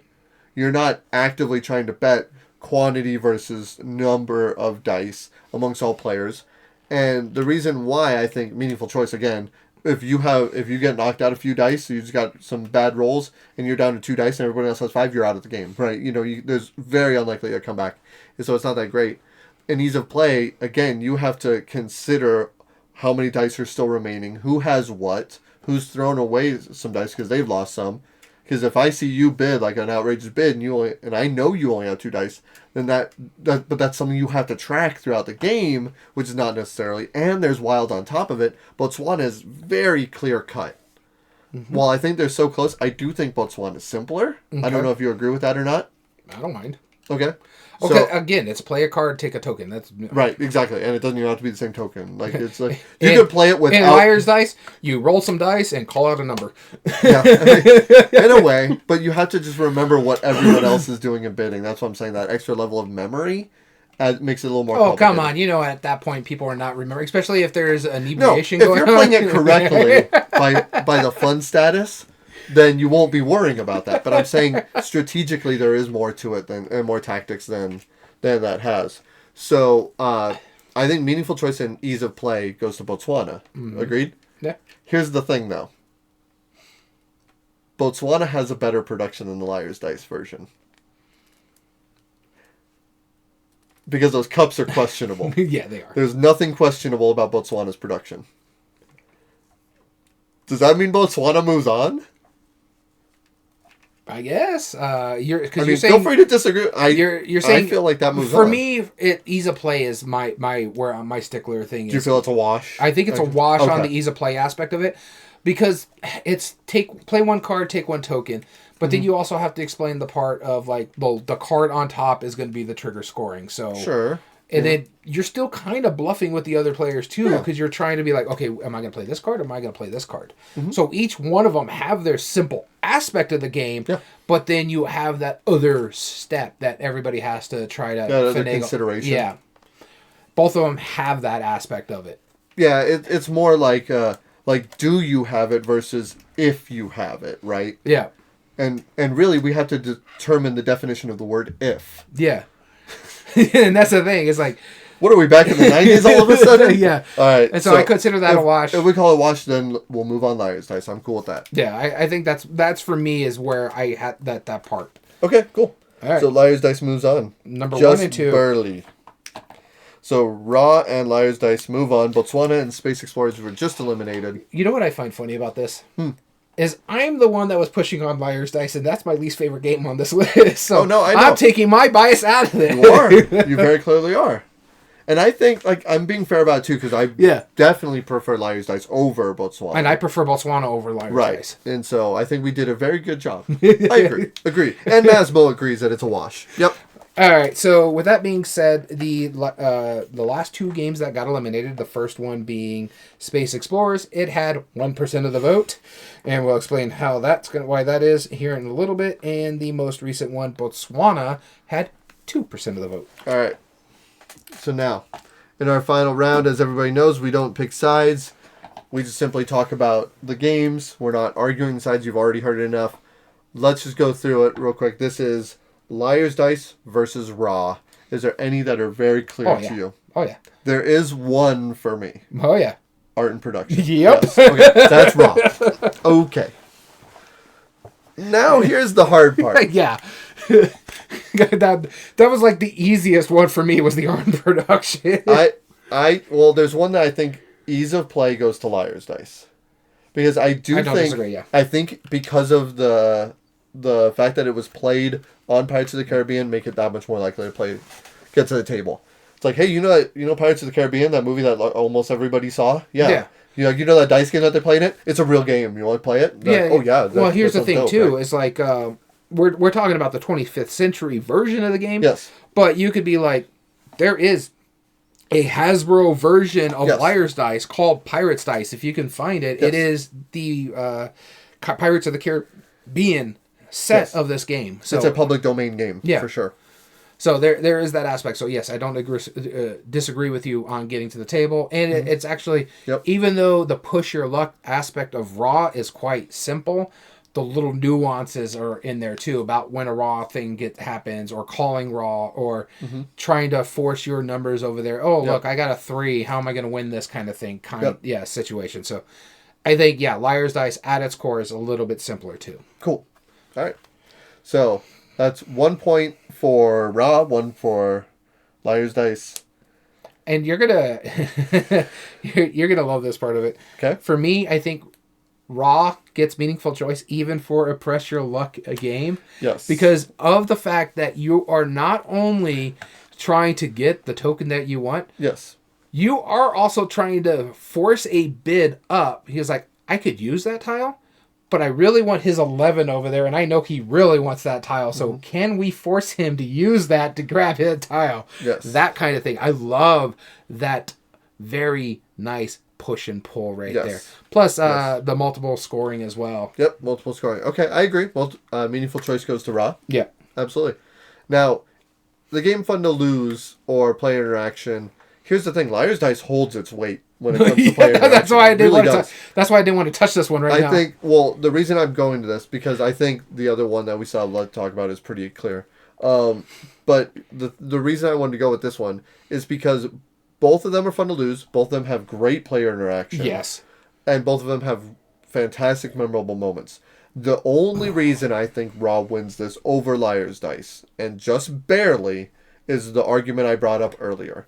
If you are stuck at few tiles, if I get eliminated early, I am player eliminated. Mm-hmm. And even when I still have 1 or 2 dice, I might as well be out. Yeah. If especially in a bigger game. And that can take people out of the game. That is less fun. Now, if you're one of the last 2 remaining, that's exciting. Yeah. That's fantastic. That's so fun to lose that game because it's so intense. And that's one of my things about Liar's Dice too, is the player elimination aspect of it. Yeah, that is one of my one. I'm not a big fan of bluffing games, and 2, I'm not a fan of player elimination style. So agreed. I agree with you on that one. Well, that makes Raw win. Yep. And, well, the other one, what did we have left? Replay value. Replay value. I think that also goes to Raw, because Raw made an expansion. Yep. So they got that. Raw can play. They both play about 6 players. Again, Liar's Dice can play more. Mm-hmm. I don't think it's great at more, but it's also not great at 2. Yeah. And neither is Raw. So there it is. There's a wash there. But length of time and scaling well, Raw's a little bit longer, but not really. Not really, honestly. No. And Liar's Dice can go long, too. Right. You're playing 20 dice. Yeah. If you're playing a 4-player game, and that means 20 rounds. Yeah, so it can go long. Sure. Yeah. But yeah, I don't disagree. I think Raw wins that one. So cool. 4-1. Who did not see this coming? Yeah. To the point. Raw is the game that is really keeping 25th Century afloat right now, because or in people's mind because of what they did. Yep. They're now bringing over another Rainier Knizia game, Tigris and Euphrates. Yes. They just announced a new, older classic game, or kind of classic game that I do physically own. I might get the new version of it. Mm-hmm. But they're also doing just that. because it's 25th Century, right? Well, yeah. And I like Andrew Bosley, and I love the art, and I think the game's fantastic, and I want to see if they're going to streamline the rules of this game, and I'll explain to you a little off the chat, because I want to save it for news. Of course, if you're in chat, hang out with us. Yeah. We'll let you in on the scoop. Yeah, but with that being said, Raw is our best 25th Century game. Congratulations to Rainier Knizia and 25th Century for this beautiful production. Yep. And by the way, how many votes did they get? Oh yeah. Let's see Liar's Dice here, which had 1% of the vote. Liar's Dice is not super popular on this vote. Yeah, which means if you've been doing the math. And it also could be mean they don't like the plate version. So, could be. So yeah, and as you were doing the math, you know how far ahead Raw was in this game thing. 64% of the vote. 2/3 of our voters. The Almost next 2/3. closest was the one that was added by Andrew Stiles, the designer of Wine Cellar, at 15% of the vote. Yeah. Oh, and Masmo, I will not sing that out loud, just so that way we don't get a copyright strike. Oh, no, although I do hear that's how Lady Gaga likes her steaks. Raw. Raw. All right. Anyway, we want to thank you for tuning in to this wonderful episode of Top 8 Debate, Everyday Board Games. If you ever want to join us or email us directly, you can, whether that's to enter future contests, give us ideas for future episodes, or just reach out and say hello. Email us at everydayboardgames2020@gmail.com. Also, visit us at instagram.com/everydayboardgames. Follow us there, and you can get all of the scoops of what Daniel and I have been playing as a group, and some of the other silly stuff that I tend to post. Yeah, your silliness. You'll start posting some silly from time to time. I'm the serious one in this group. All video re-uploads and reviews are found under youtube.com/@everydayboardgames. And if you like what we do, there are 3 things you can do to help us grow on the platform. Subscribe if you're not, like the video, and comment down below and tell us your thoughts on the subject. And if you ever want to join us on a live episode, as I was going to say earlier, like our friend Masmo, Cult Cardboard, and Indie Bob, thanks for joining us today. And anybody else who lurked in the background, we appreciate you guys. We love the chat. Join us at twitch.tv/everydayboardgames, and make sure you follow us there so you get notified when we film live. And all audio versions can be found on most podcast platforms under Everyday Board Games Podcast. This includes Spotify, Amazon Music, Podbean, and Apple. So as always, I've been your host, Daniel. And I've been your host, Daniel. And we want to thank you for listening to Everyday Board Games. And remember, every day is a good day for board gaming.